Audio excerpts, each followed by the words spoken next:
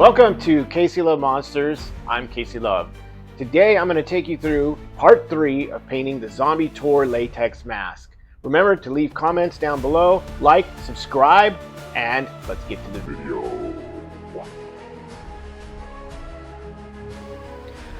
Okay, so now what we're going to do is take this wash and I'm going to put this all over the teethes, the teeth. I'm gonna wash them down and wash all the bony areas with this stuff, and it's just a game wash, a shade. It comes out of the bottle nice and thin like that, and just lay it on and let it dry and do its thing, and then you can go on from there and just keep adding to it. Alright, next step, we're gonna take some black and some Prussian blue, and we're gonna mix these together to get a very dark blue, and we're gonna base out the actual iris and start the eyes. So I lay them in very carefully with my airbrush. Try not to get too much overspray. A little bit's okay. You want a little bit of a soft edge anyway. So now I'm going to take some titanium white and I'm going to add this to the blue. Make a light gray blue, and then I'm going to base that over top of those dark eyes. What I'm going to do though is I'm only going to go up to the very edge. I want to leave a little bit of that dark ring around the edge. You can see it there.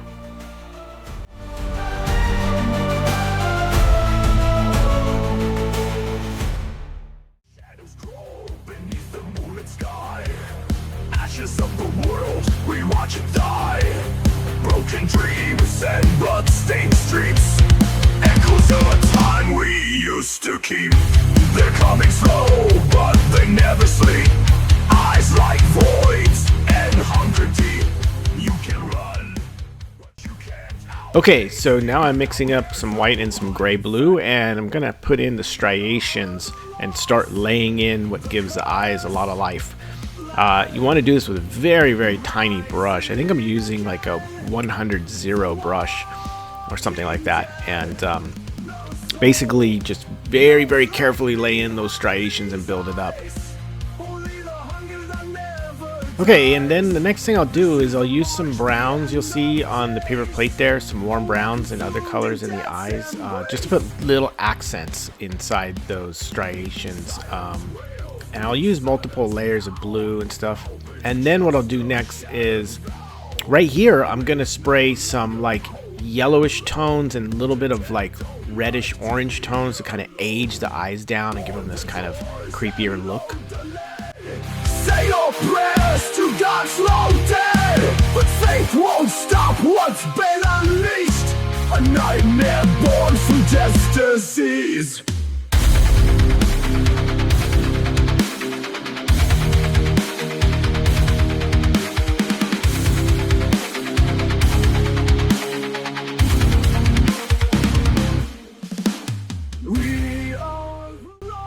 I'm adding some final touches to the eyes, and then I'm adding a lot of little veins, little red veins all around the white sclera part of the eye. No soul, no light behind these eyes, only the hunger that never dies. This is in March, the end of days, a world consumed in death's embrace.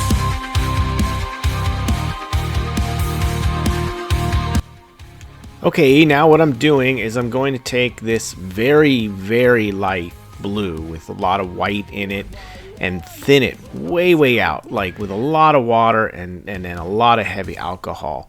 Putting it into a larger cup so that I can thin it much further.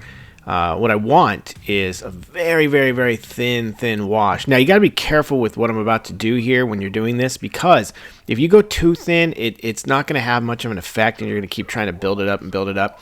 But if you go too thick, well, then you spray this over your eyes and ruin all the hard work. So you've got to kind of know the right balance. It's all about how much. And what you're seeing me do is spray over those eyes a little layer at a time. Go very slow. It's better to make the paint thinner and go slower and build this up than it is to go heavier. You want to build up to that sort of hazed look. And then what you see me doing there is touching up around all the overspray from the hazing. So this is a haze down of the eyes to make them look like they're dying and sort of fading out and going cataract. We're heading towards being cataract. Come not fast, but they come true. And now they're reaching out for you. The dead shall rise, the veil is torn. The world reborn in flesh forlorn. No God to pray, no time to run. The night has fallen, the end's begun. Church bells ring, then fade to black. The past is gone, they're coming back. No mercy here, no final plea. Just hollow eyes and misery. From tomb to street, they take the land. No soul to spare, no helping hand. Breathe your last or join their breath. You dance in step with living death.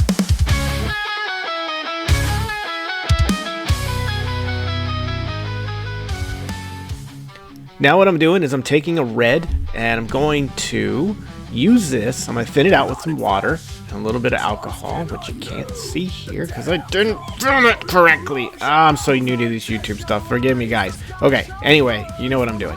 Thin it out, and now I'm going to airbrush very fine micro veins. You know, just kind of bring some warmth back into it by using really tiny veins and just putting that extra layer on top of this thing.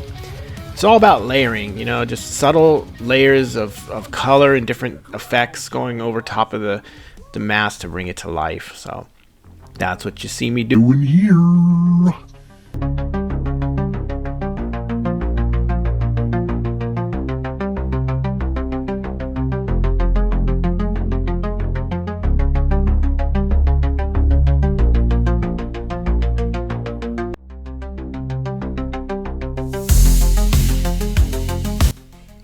Okay, now we're going to mix up kind of the final or almost final skin texture layer that we're going to put on. You see me doing kind of what looks like making an egg. Oh, now I'm scrambling the egg. What the hell am I doing? I don't know. All right, so anyway, I'm scrambling paint eggs or egg paint or whatever you want to call this.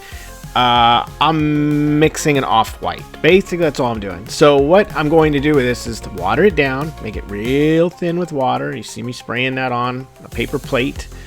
And I'm going to take a damp sea sponge, one of the sea sponges with all the little bristles. You want one that has all these little bristles, kind of a round one. You'll see me dampen in there. And what you don't see me doing here is I'm sort of, okay, I lied. All right, you do see me taking it off on some paper towel. Now I'm gonna go around the whole mask and using one side of the sea sponge with the paint, and then the other side of the sea sponge, which has no paint on it. I'll kind of go back and forth by sponging and taking off paint, adding paint, taking off, or you could call it blending paint. So I'm adding paint, then using a clean part of the sponge to blend the paint. This technique will leave a very light, subtle layer all over the mask. It'll tone everything down and bring it all together. And it will look amazing.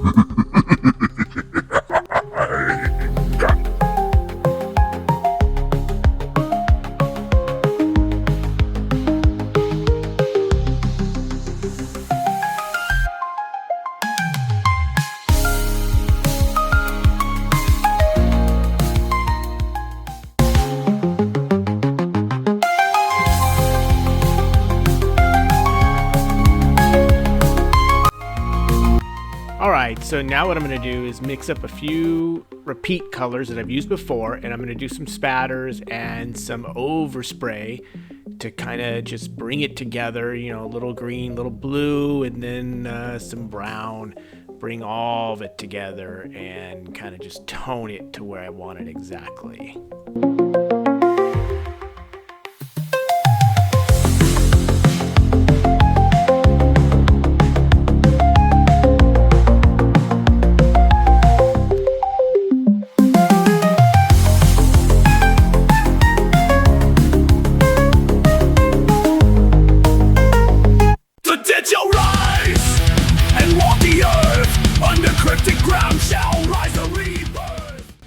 Alright, what you saw me do there was I just put in some extra overspray just to tone the sponging down. So I did some blues, gray blues and different colors, some browns, just a little bit of oversprays to tone the mask. And now you see me just putting on some sort of bloody, dry, bloody, rusty, bloody sort of drips and smears all over coming out of him just to help him look more dead. And now I'm going to go in and put some beauty marks and little peppercorns everywhere.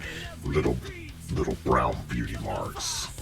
Oh, look at that beautiful shot of blurriness. What am I doing? I don't know what I'm doing, guys. I'm just trying to do... Alright, I fix this. Promise. Next video. Anyway, what you saw there was... Well, that was LIQUITEX, varnish, gloss, and matte. And what you just saw there was Prosade. And what I've made is one matte and Prosade mix. And I made a high gloss and Prosade mix. And what you want to do for each of these is use a 70-30 ratio. So 70% varnish, 30% Prosade glue.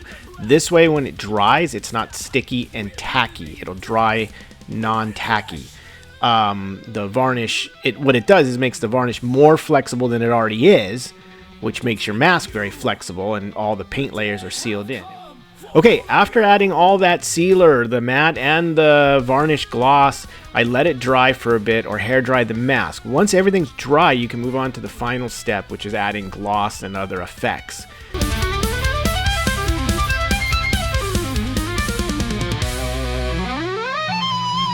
The dead shall rise, the sky shall burn. From hollow ground, they all return. And what I'll do is use clear Gorilla Glue. You can buy this at Walmart or any of your local stores, art supply stores. And I'll put some in a cup, and I'll get a nice clean brush. And you can clean your brush off after using this glue. You can clean it out with alcohol and all that. And I'll brush that on the eyes and any areas I want to be real glossy. Wrinkles and scars, texture so deep, they're like battle scars. Now step back, this piece looks sick. Casey Love Monster's gonna make a rip. Tasty Love Monsters. And then I mixed the green color into the gloss and brushed it on for some nice slimy bits. Alright, here it is. We made it. The final finished piece. I hope you guys enjoyed this video and watched the whole series 1, 2, and 3. And if you've missed any of them, go back and check them out. And I hope you learned something good. And I'd like to thank all my supporters, my Patreon supporters, my Instagram supporters, and of course you awesome YouTube supporters.